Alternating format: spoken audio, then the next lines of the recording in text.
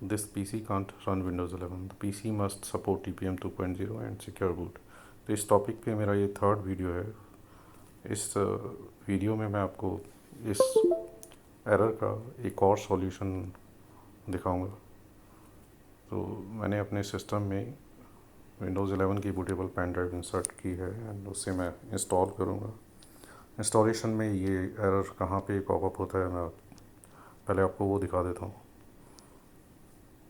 तो मैंने प्रोसेस किया है इंस्टॉलेशन आगे एंड यहाँ पे ये आपको एरर शो कर देता है अगर आपका सिस्टम कंपैटिबल नहीं है, उसमें टीपीएम कंपैटिबल नहीं है और सिक्योर बूट नहीं है।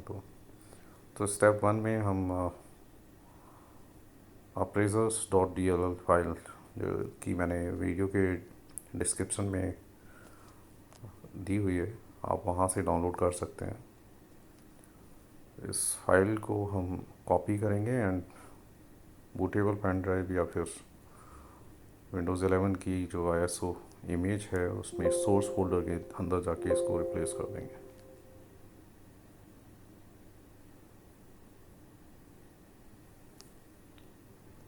तो मेरे पहले वीडियो में मैंने जैसा कि मैंने बताया, मैं ऑलरेडी 2 वीडियोस इस पे बना चुका हूँ। पहले वीडियो में मैंने इसको TPM 2.0 एंड सिक्योर बूट को कैसे इनेबल करते हैं वो दिखाया था एंड उसके बाद इंस्टॉलेशन करके दिखाई थी। तो फाइल मेरी कॉपी हो गई। स्टेप 2, बूटेबल पेन ड्राइव को मैंने सिस्टम में इंसर्ट कर दिया है एंड जिस सिस्टम में मुझे विंडोज़ 11 इंस्टॉल करनी है, माय कंप्यूटर में जाके मैंने पेन ड्राइव ओपन की है एंड setup.exe को मैंने रन किया है। तो मेरा सेकंड वीडियो इस टॉपिक पे जो था उसमें मैंने इस एरर को बाईपास करके दिखाया था कि कैसे हम इसको बाईपास करते हैं, और तीसरा वीडियो भी मेरा ऑलमोस्ट वैसा ही है, इस एरर को हम कैसे बाईपास करें, बट ये डिफरेंट मेथड है। तो अगर आपको वो भी चेक करना है कि कैसे बाईपास करते हैं, आप मेरा वो वीडियो भी देख सकते हैं।